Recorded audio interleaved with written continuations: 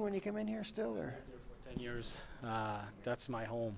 So my daughter, she's 13 now, she lived there for 11 years because my wife stayed back for a year. So that's home to her. She was very disappointed she didn't make the trip. Yeah, so lots of good memories, good friends, good people.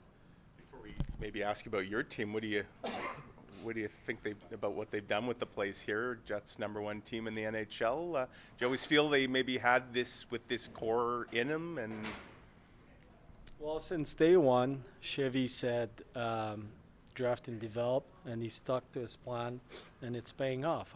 They've had with the team at good years. Um, they're really well coached, and they play. When we watch the pre-scout, they defend really well, dynamic offensively in the offensive zone, but they're well structured, and it seems like they're respecting. They know who they are. They've created that team identity, and when they make a mistake, because it's a game of mistake, uh, you have Mr. Hellebuck in the net that can save the day. So it's a real good hockey team. you're a humble guy, so I know you won't take any credit, but your fingerprints are on some of these players and what they've turned out to be. Is there a little bit of pride there to know that you played some role in some of these guys' development? Uh, I wish I didn't do such a good job with those guys playing them tonight. No, you know what? It's you say humble. I'm a realistic person. It takes a full staff to help those young men, and Marty Johnston, Eric Dubois, and the whole coaching staff. We tried our best, and but you can try to coach. I think the one thing that the players did really well was they were coachable, and they wanted to learn, and they wanted to get better, and they draft really well. So I think it's a combination of a lot of things. Yeah, a guy like Mason was talking to Freezer and I and said he loved how you held guys accountable. He shared a story, remembered things were going really well from one year, and he had maybe a couple off games. He came in and suddenly found that he was on the fourth line, and his instant reaction would have been maybe to storm into your office.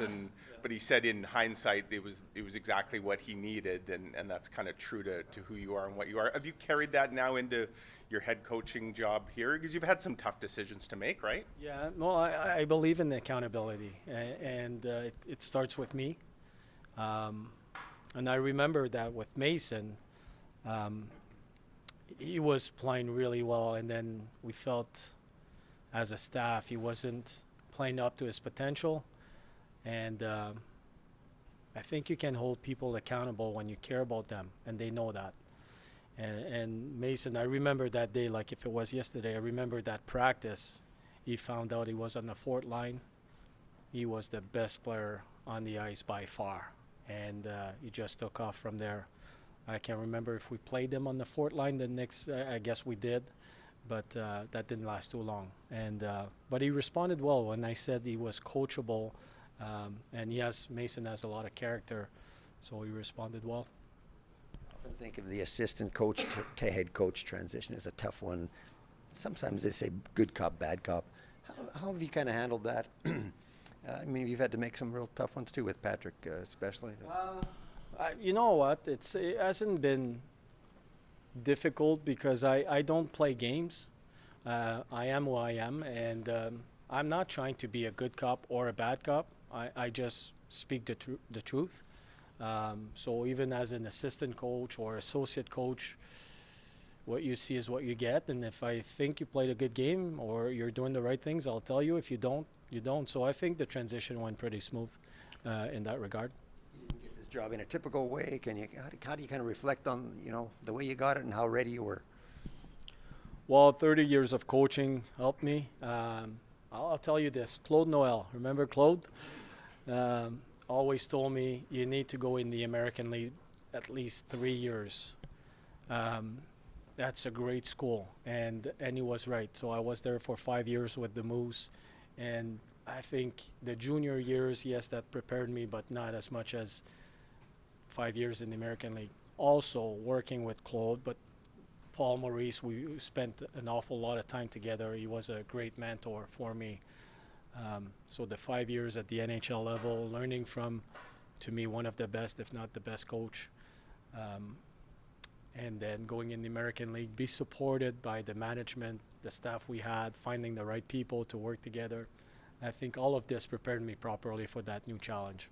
Your team this year, Pascal, it looks like you guys have the makings of a very good hockey team. You've had a lot of games where you've held leads, but you also been dealt, a real bad hand in terms of injuries and whatnot. Do you just feel like there's been some growing pains this year with a young group and?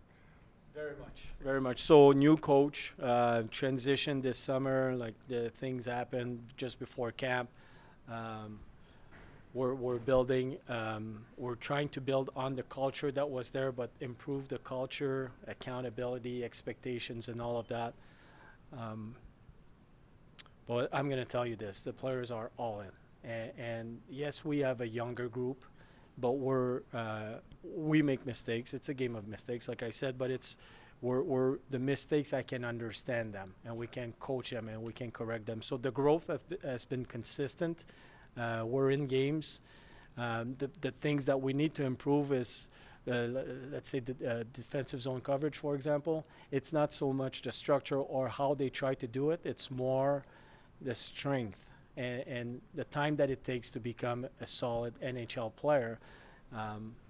So it's going to be interesting because now, as you guys know, second part of the season, teams are getting better and better. The game is a little bit faster. There's not much space, so it will be interesting how our team reacts. In that sense, would you almost point to the team you're going to see tonight here on the other side of the ice as a team? The Jets, we've heard a lot of that about the Jets, growing pains and needing to mature and develop.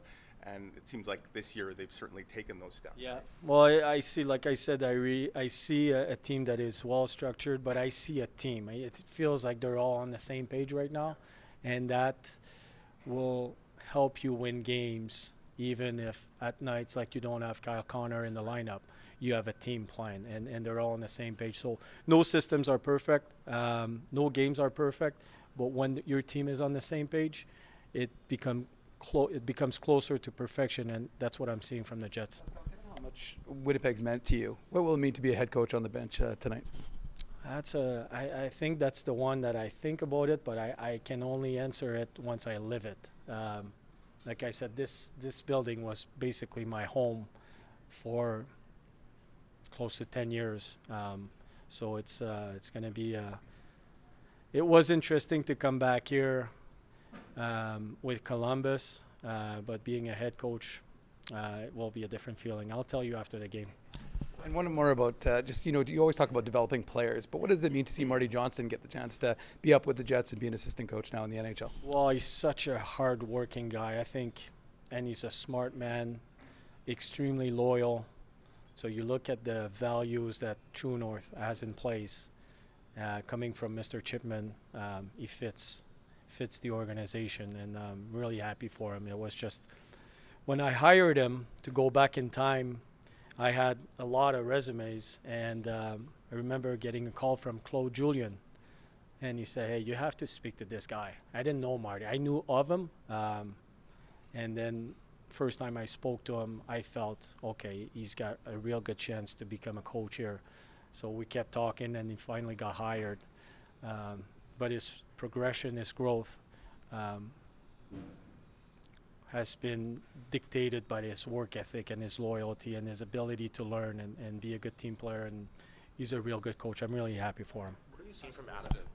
Sorry, go ahead, John. Details question, Pascal. Your daughter, what's her name, and was she born here? No, she was born in Montreal, but she was not even 1 year old when we moved here. So her name is Genève. Yeah, like Geneva, the city, but Genève in French. Yeah. Pascal, from Adam Fantilli's evolution this year, like what has kind of led to his strong play